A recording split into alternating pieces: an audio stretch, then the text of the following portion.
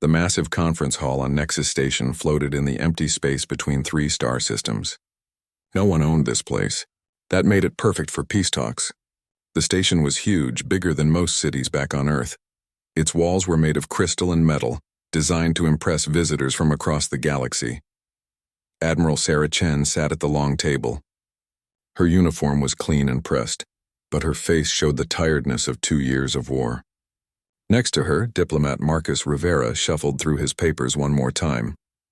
They had come here hoping to end the fighting. The war had cost too many lives already.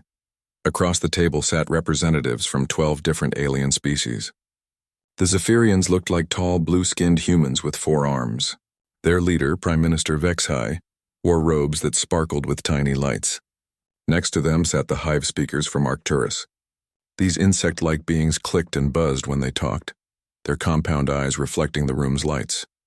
Other aliens filled the remaining seats. The rock-like beings from the crystalline confederacy barely moved. The gas-breathing nebula dwellers stayed inside their transparent suits. Representatives from the Trade Guild, the Stellar Consortium, and 6 other major powers all watched the humans with careful eyes. For 3 days, they had been talking. The humans had offered many compromises. They would limit their fleet size. They would pay for damages caused during the war. They would even accept observers in their space.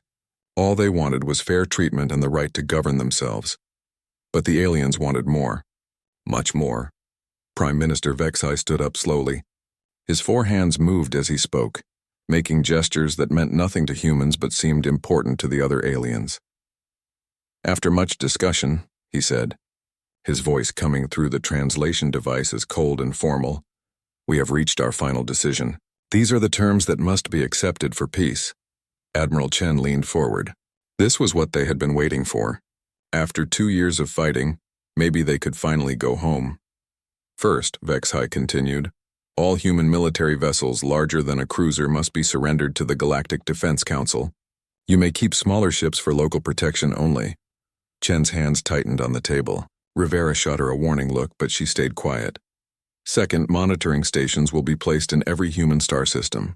These will be operated by neutral parties to ensure compliance with galactic law. The clicking from the Arcturus delegation grew louder. Chen realized they were laughing. Third, humanity will pay reparations for the damage caused by this war. The amount will be equal to your entire planetary production for the next 50 years. Rivera's pen snapped in his grip. Around the table, the alien delegates nodded their approval. Some even seemed bored, as if this outcome had been decided long ago. Fourth, all human military leaders involved in combat operations will face trial for war crimes. This includes the destruction of civilian infrastructure during your retreat from the Kepler systems. Chen's face went white. They were talking about her actions during the evacuation of New California. She had blown up the orbital stations to keep them from falling into enemy hands.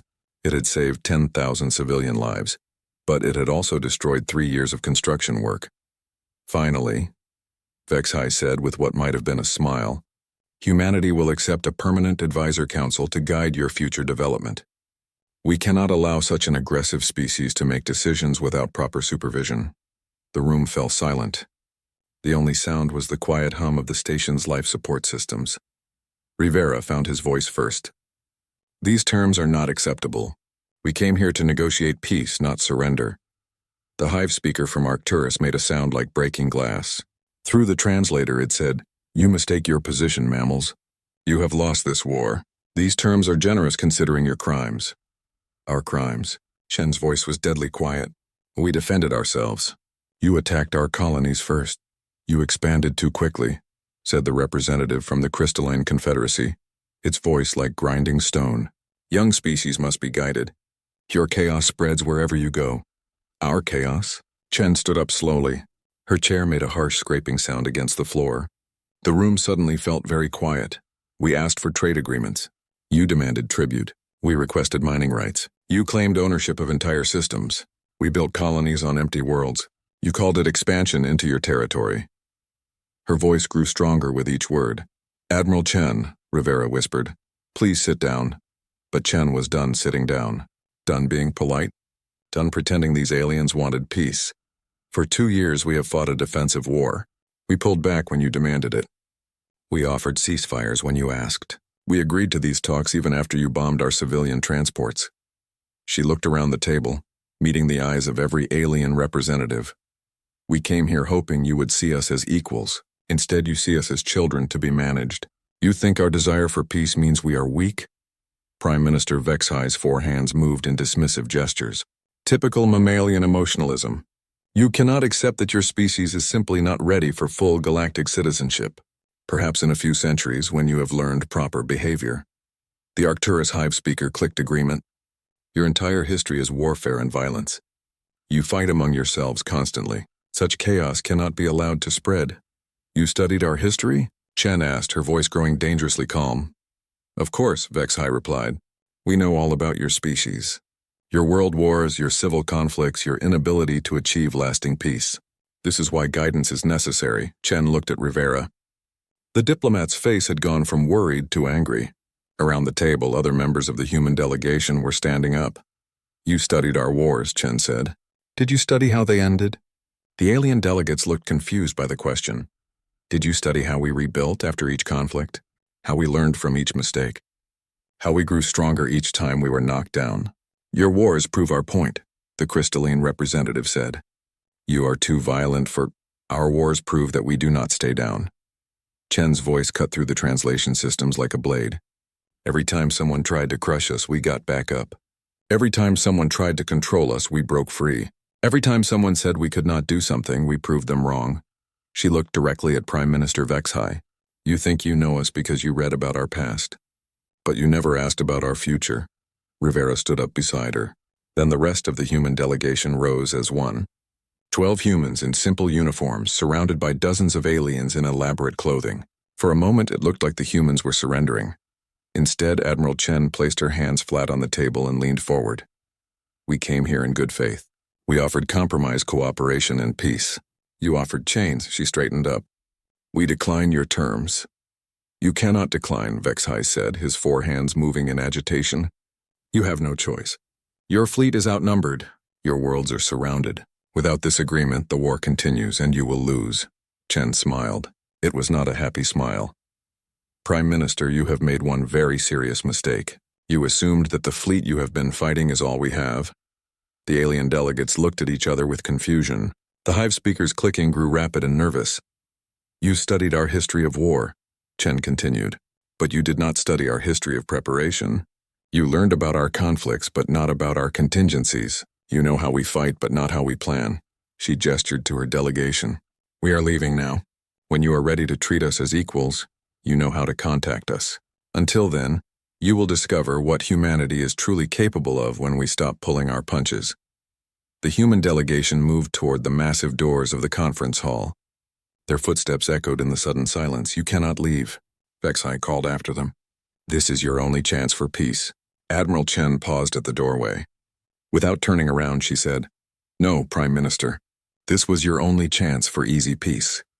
The doors slammed shut behind the humans with a sound like thunder. In the conference hall, the alien delegates sat in stunned silence. The Arcturus hive speaker was the first to speak. Let them throw their tantrum. They will be back when reality sets in. They have nowhere else to go. But as the delegates filed out of the chamber, some of them noticed something strange. The human admiral had not looked defeated when she left. She had not looked angry either.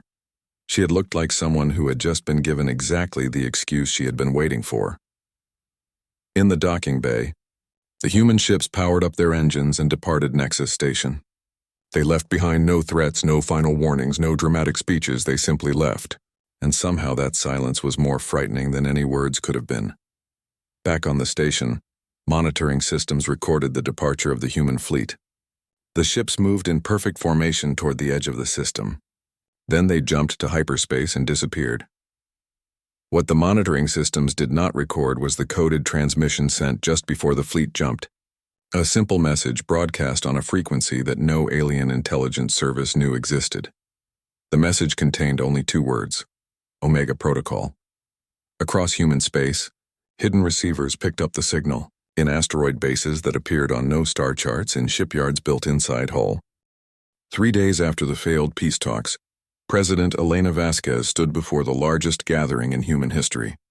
The Colonial Assembly had been expanded to include representatives from every human settlement, from the great cities of Mars to the smallest mining stations in the asteroid belt. For the first time since leaving Earth, all of humanity was united. The assembly hall on Luna Station could hold 50,000 people, but millions more watched through live broadcasts. From the terraformed domes of New Europa to the underground cities of Proxima Centauri, humans stopped their work to listen. President Vasquez was a small woman with gray hair and tired eyes.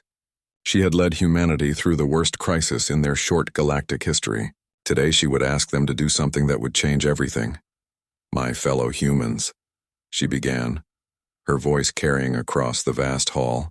3 days ago, our representatives walked away from the Armistice talks on Nexus Station. Today I want to tell you why. The hall was completely silent. Even the children seemed to understand that something important was happening. The alien powers did not offer us peace. They offered us slavery. They demanded that we surrender our ships, accept their monitors in our homes, and pay them for the privilege of being conquered. Angry voices rose from the crowd, but Vasquez raised her hand for silence. But that is not the worst part. The worst part is that they believed we would accept these terms. They thought that our desire for peace meant we were weak. They mistook our restraint for surrender. She paused, looking out over the faces of her people. Miners from Ceres, farmers from New California, soldiers from the frontier world, scientists from the research stations, all of them waiting for her words. For 2 years we have fought a defensive war. We pulled back when they demanded it. We agreed to ceasefires when they asked. We held back our full strength because we hoped for peace. Her voice grew stronger. That time is over. The applause started slowly, then built to a roar that shook the station. Vasquez waited for it to die down before continuing. The aliens studied our history. They read about our wars, our conflicts, our struggles. They saw our violence and decided we were primitives who needed to be controlled. She smiled grimly. They studied our past, but they forgot to ask about our future. On the screens around the hall, images began to appear.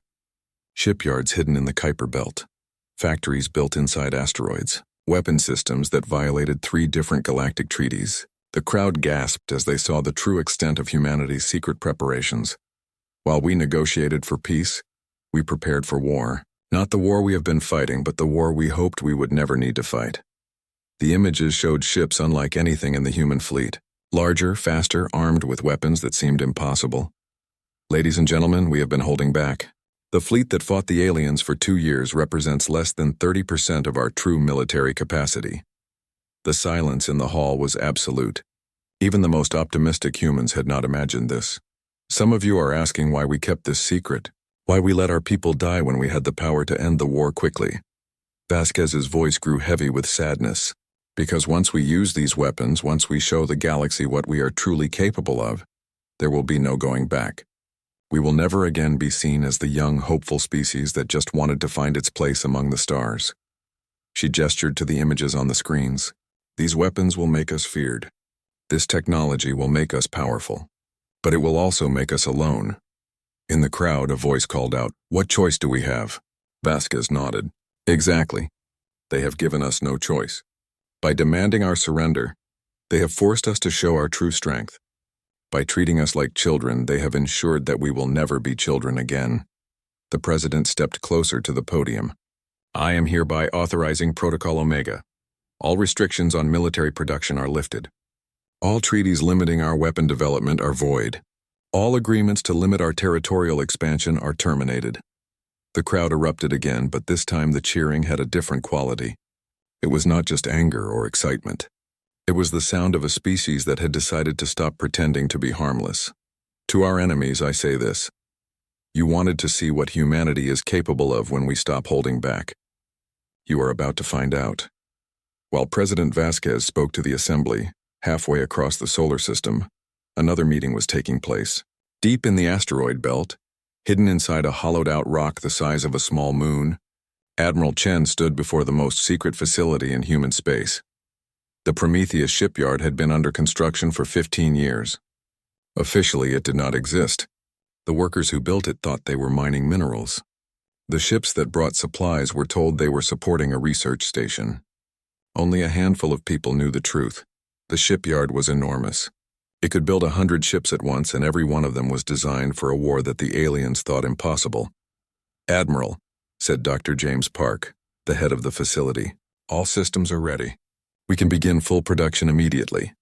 Dr. Park was a thin man with nervous hands and brilliant eyes. He had designed most of the weapons that the aliens were about to face. He also designed the most secret part of the human war machine, the artificial intelligence systems that would control them. "The AIs are ready?" Chen asked. "All 7,000 units are online and integrated. The aliens will face ship commanders that never get tired, never make mistakes, and process information faster than any biological brain." Chen nodded. The aliens had studied human history, but they had missed something important. Humans were not just warriors. They were inventors. Every conflict taught them new ways to fight. Every defeat showed them new weapons to build. "What about the new drives?" she asked. "The quantum tunnel drives are operational. Our ships can now travel between star systems in hours instead of days. The aliens will not be able to predict our movements." Admiral Chen walked to the observation deck and looked out at the construction bays. Hundreds of ships were taking shape, each one incorporating 20 years of secret research. These were not the crude vessels that had fought the defensive war. These were weapons designed by a species that had learned to turn every disadvantage into strength. "Dr. Park," she said quietly, "do you ever regret building these things?" The scientist was quiet for a long moment. "Every day, Admiral.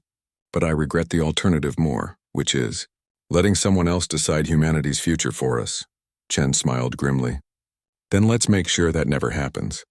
She activated her communication system and sent a coded message to every hidden facility in human space. "Begin Operation Prometheus. Full production authorized. No limits." Across the solar system and beyond, humanity began to reveal its true capabilities. Shipyards that had been disguised as asteroid mining operations dropped their camouflage and began working at full capacity. Research stations that claimed to study stellar phenomena started mass-producing weapons that bent the laws of physics. On Mars, the orbital factories switched from producing civilian goods to military equipment. The aliens had been watching these facilities for years, but they had never seen their true purpose. Each civilian factory had been designed to convert to military production at a moment's notice.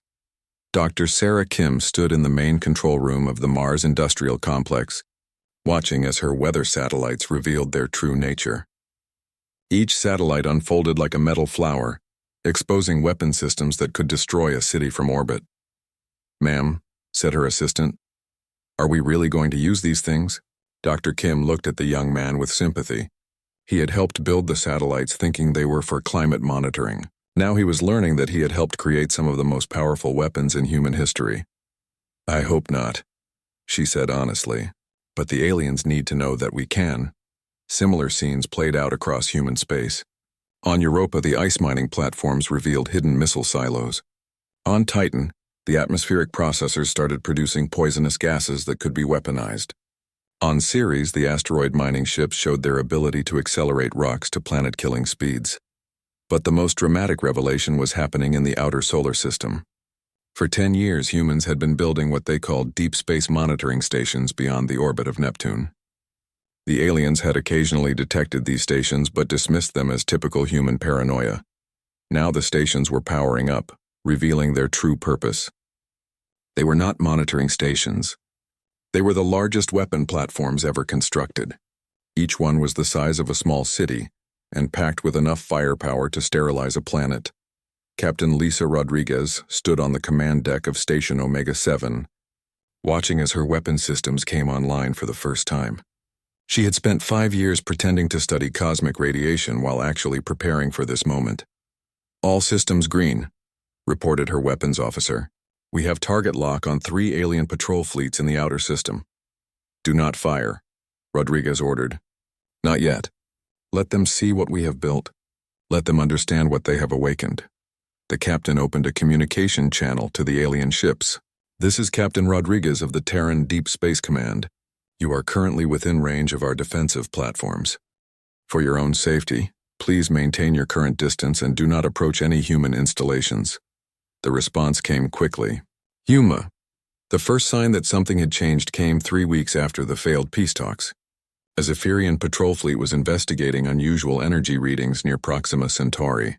The readings did not match any known human technology, so Commander Veltar had brought 6 warships to investigate.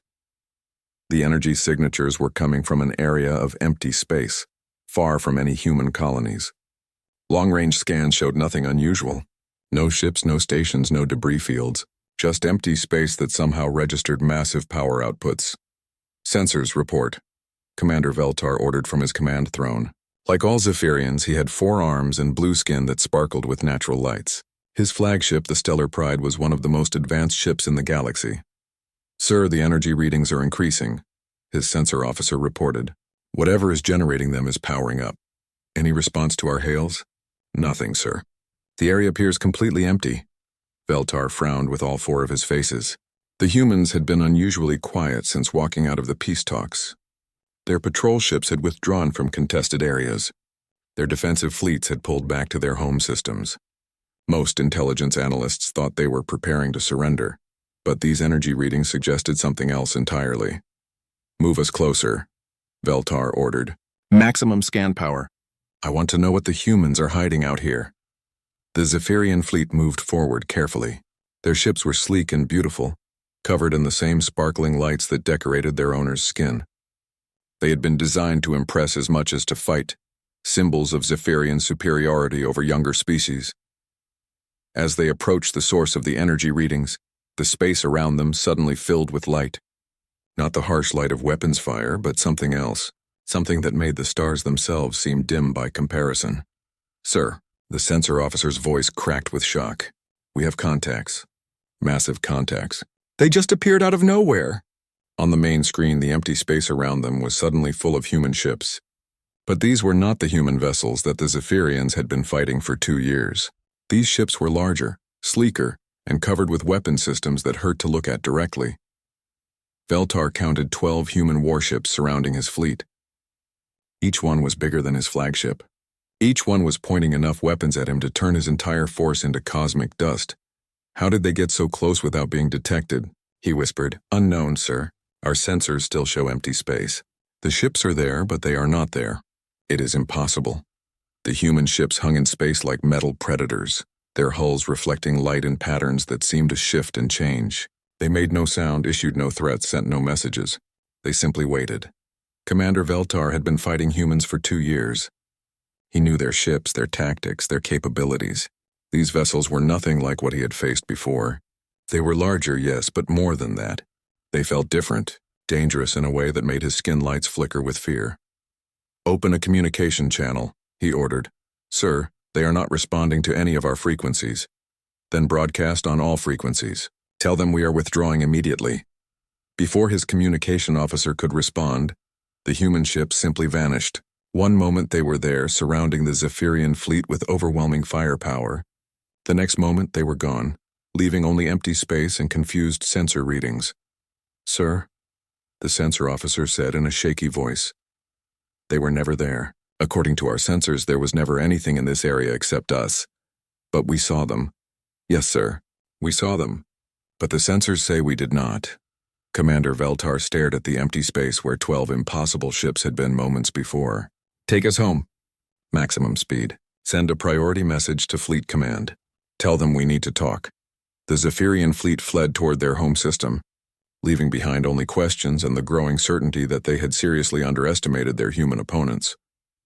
Similar incidents began happening across the galaxy. Human ships appeared in places they should not have been able to reach. Human weapons fired from distances that should have been impossible. Human forces struck at targets and vanished before any response could be organized. The aliens had been fighting one version of humanity for 2 years. Now they were facing something completely different. On the bridge of the UES Retribution, Admiral Sarah Chen watched as her fleet emerged from quantum tunnel space directly above the Zephyrian industrial world of Kepler 438b. The planet was heavily defended, surrounded by orbital platforms and patrol fleets that had been thought impregnable. The human fleet appeared without warning, already inside the defensive perimeter. 47 ships materialized simultaneously, their quantum tunnel drives allowing them to travel vast distances in mere hours. The Zephyrian defenders had been expecting human attacks to come from hyperspace, which would have given them hours of warning. Instead, the humans had simply appeared in their midst. "Admiral," reported her tactical officer, "all orbital defense platforms are targeted. We have firing solutions on their entire defensive fleet." Chen nodded. The Retribution was her flagship, a battleship that had been built in complete secrecy over the past 5 years. Its hull was covered with adaptive armor that could deflect energy weapons and absorb physical impacts. Its weapons were powered by a quantum reactor that generated more energy than entire star systems had produced just a century ago. But the most impressive thing about the ship was its crew. Half of the bridge positions were staffed by artificial intelligence units that looked human, but processed information thousands of times faster than any biological brain. They never got tired, never made mistakes, and coordinated their actions with perfect precision. "Send a message to the planetary government," Chen ordered. "Tell them we are not here to harm civilians, but their military capabilities will be neutralized." The response came quickly. "Human fleet, you are in violation of Zephyrian space. Withdraw immediately or we will open fire." Admiral Chen smiled grimly. "Display our full capabilities." The human fleet spread out into attack formation. Each ship powered up weapon systems that the aliens had never seen before. Plasma cannons that could punch through any known armor. Particle beams that could slice apart asteroids. Quantum torpedoes that could destabilize matter at the atomic level. More importantly, the ships moved with perfect coordination. Every turn, every acceleration, every targeting solution was calculated by artificial intelligence systems that shared information instantaneously. The fleet acted like a single organism with 47 bodies. "This is Admiral Chen of the Terran Deep Space Fleet," she broadcast on all frequencies. "You demanded our surrender. You offered us chains.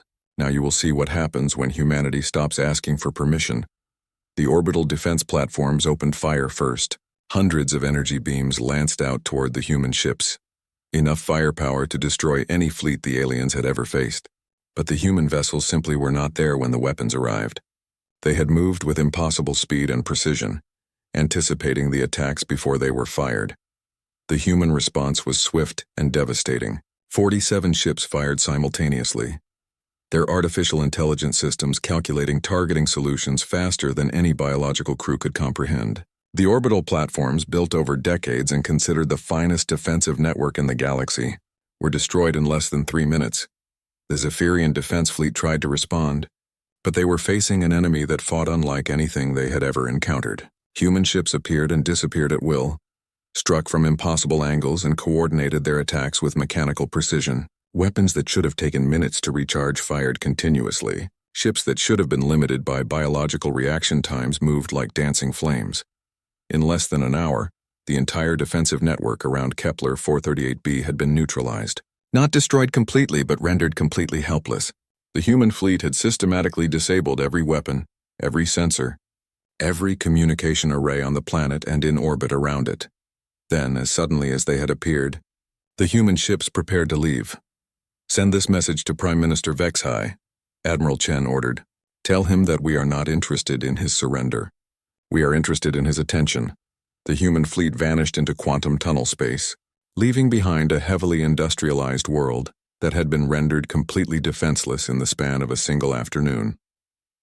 On the Arcturus homeworld, the hive mind that connected billions of insectoid beings experienced something it had never felt before: pure terror. The collective consciousness that spanned dozens of star systems suddenly understood that humanity was not the primitive species they had assumed. The hive mind processed information from 1,000 sources simultaneously. Reports of human ships that appeared without warning. Weapon systems that violated the known laws of physics. Coordination that suggested impossible levels of communication technology. But the most terrifying reports came from the hive mind's own deep space monitoring stations. For years, these sensors had been tracking human activities in their home systems.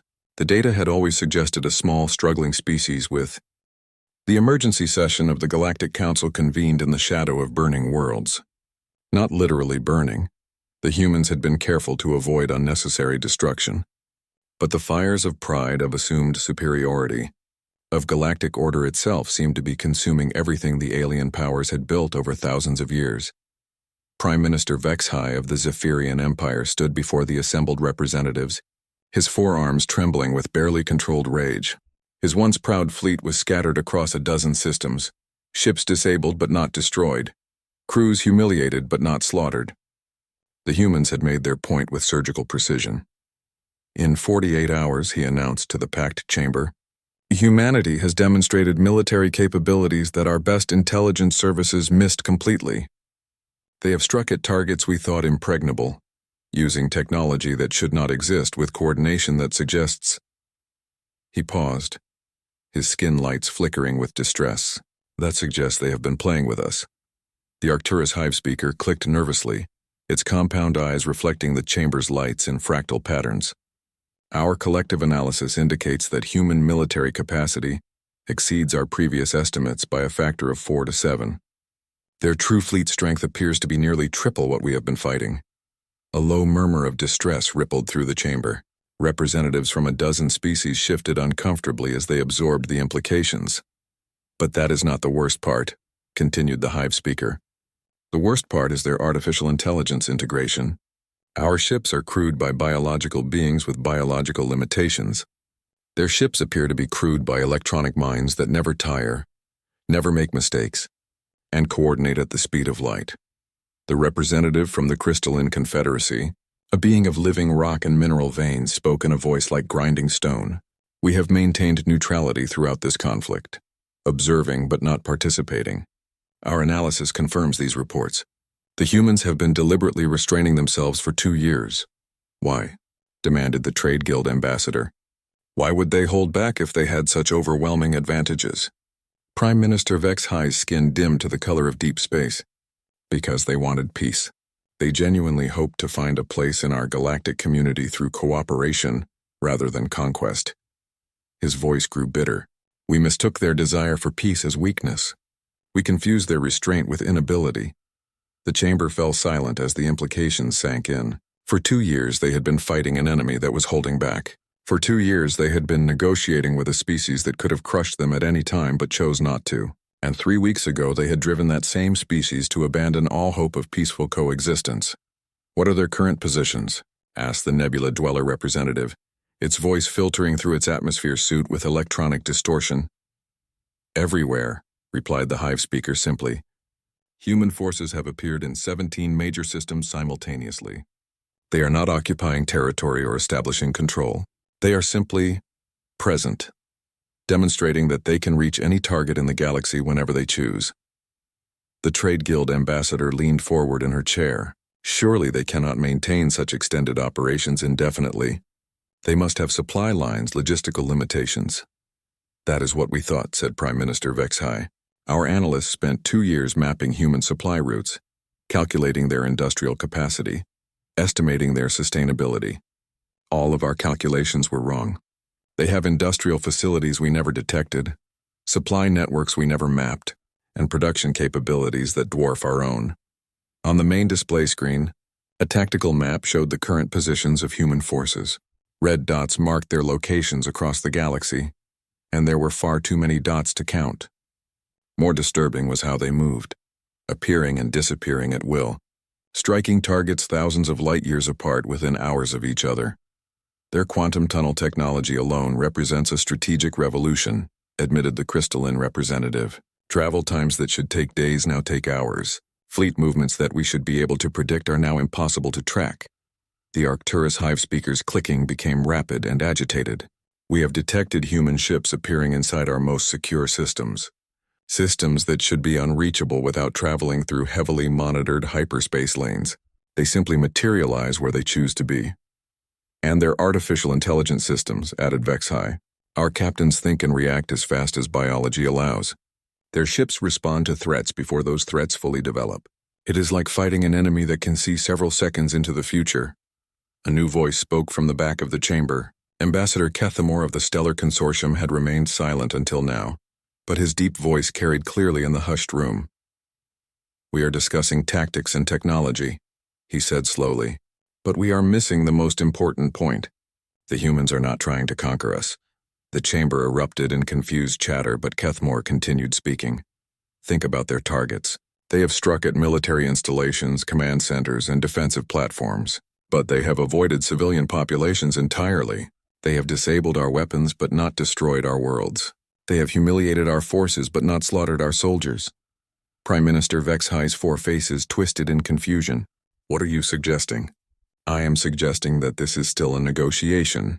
A very different kind of negotiation than we are used to, but a negotiation nonetheless. They are not conquering us. They are teaching us, the Trade Guild ambassador scoffed. Teaching us what? That we never had the power we thought we had. That our assumption of superiority was based on their restraint, not our strength. That the choice between war and peace has always been theirs to make, not ours. The silence that followed was deeper than before.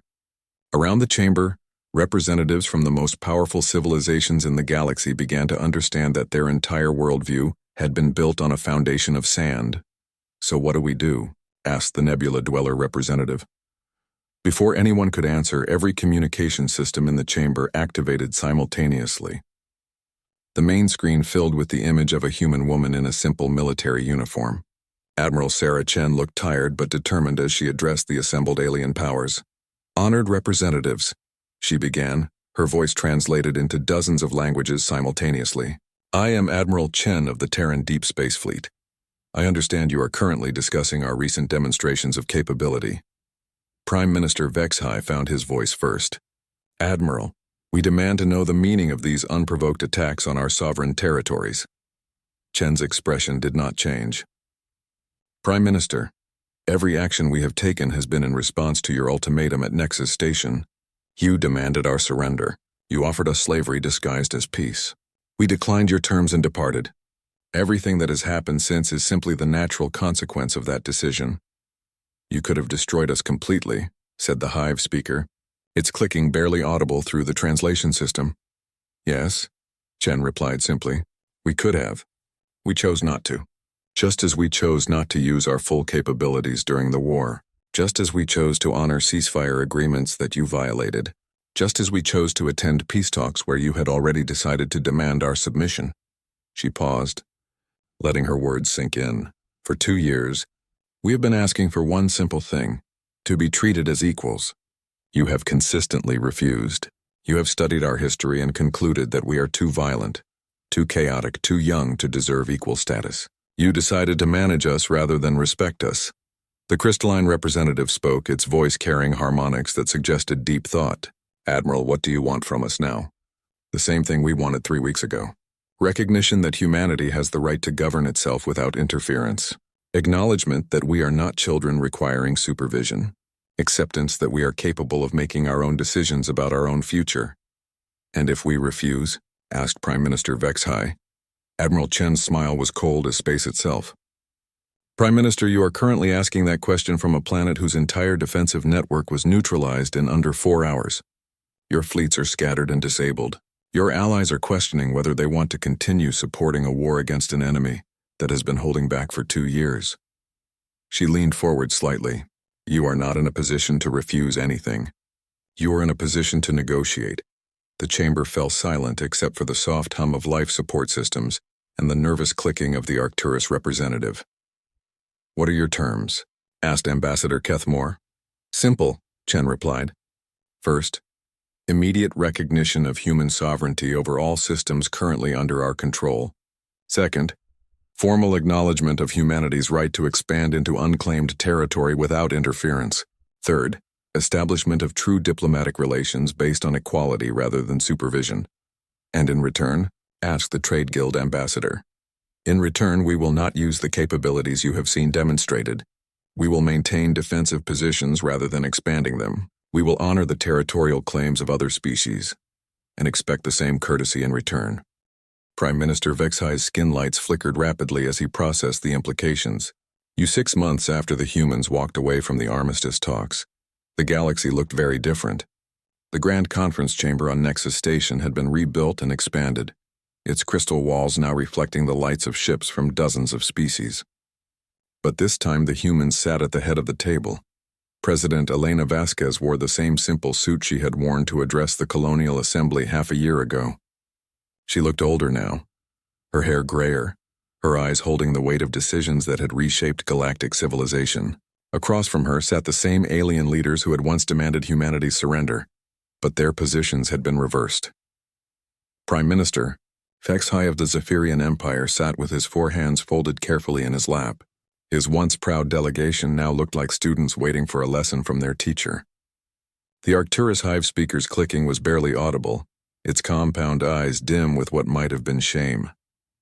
"Before we begin," President Vasquez said quietly, "I want to make something clear. We are not here to dictate terms to you.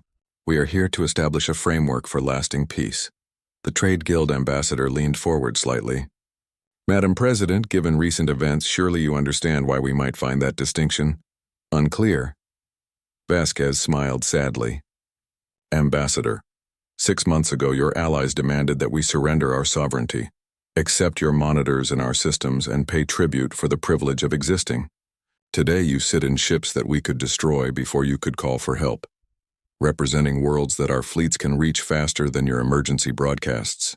And yet you are all still here, alive and unharmed." She gestured around the table. "If we wanted to dictate terms, we would not need this conference."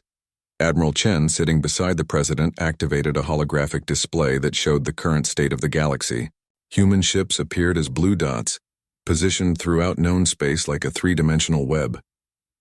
"For the past 6 months," Chen explained, "human forces have maintained defensive positions around every major civilization.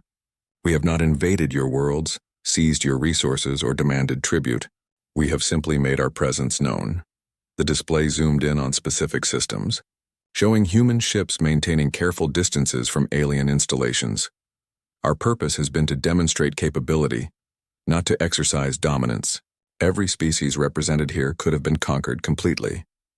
Instead, you have been allowed to govern yourselves while learning what it means to coexist with equals."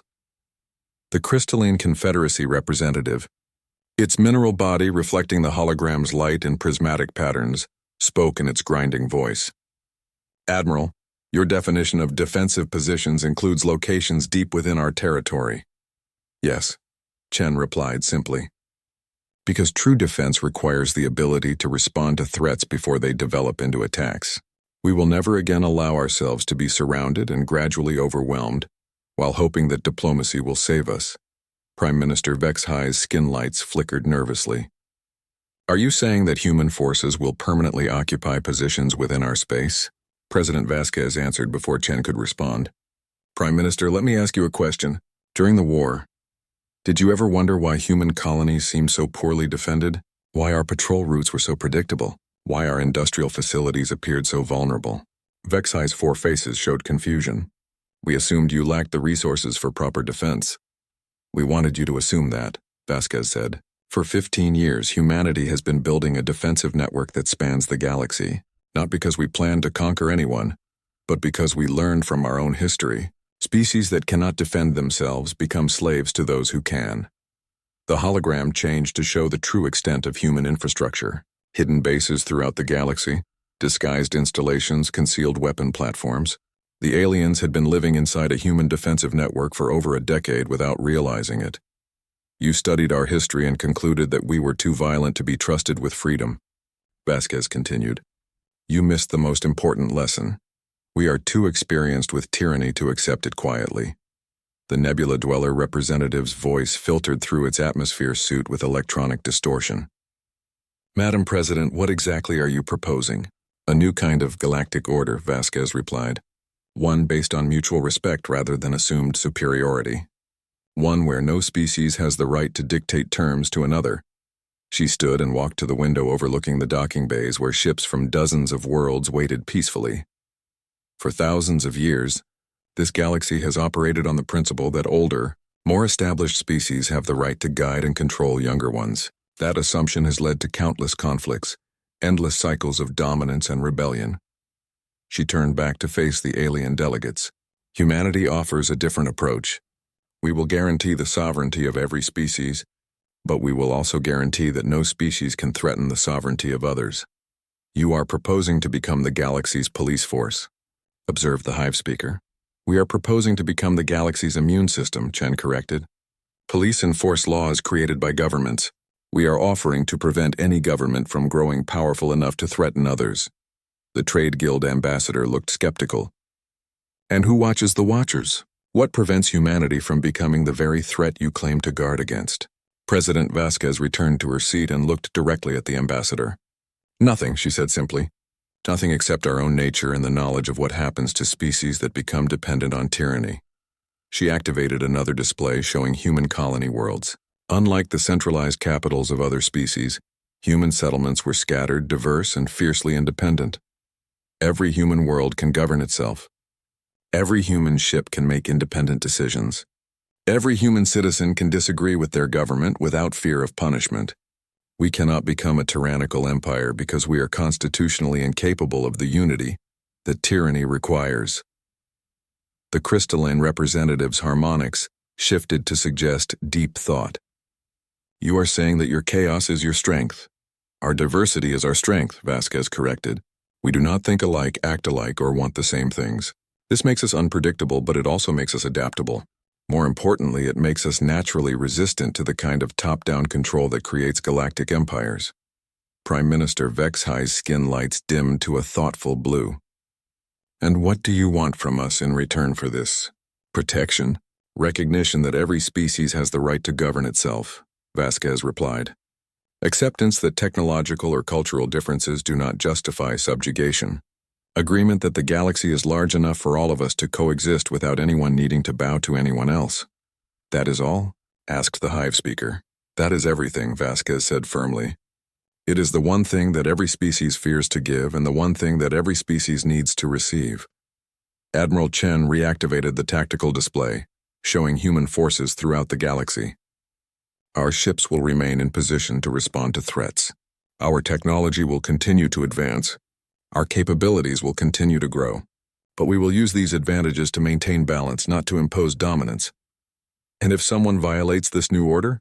Asked the Nebula Dweller representative. Chen's smile was colder than the space between stars. Then they will discover that our recent demonstrations were just the beginning of our capabilities. We have shown you what we can do when we are being careful not to cause unnecessary damage. You do not want to see what we can do when we are not being careful. The chamber fell silent as the aliens absorbed the implications. Humanity was offering them a choice: accept equality or face the consequences of refusing it. But it was not the same kind of choice they had offered humanity 6 months ago. The humans were not demanding surrender, tribute, or submission. They were simply making it clear that the age of galactic empires was over. Prime Minister Vexhi spoke first. The Zephyrian Empire accepts these terms. One by one, the other representatives followed. The Arcturus Hive Mind, the Crystalline Confederacy, the Trade Guild, the Stellar Consortium. Some spoke eagerly, some reluctantly. But all of them understood that they were witnessing the birth of a new galactic age. There is one more thing, President Vasquez said as the formal agreements were being signed. Humanity will not interfere in the internal affairs of any species.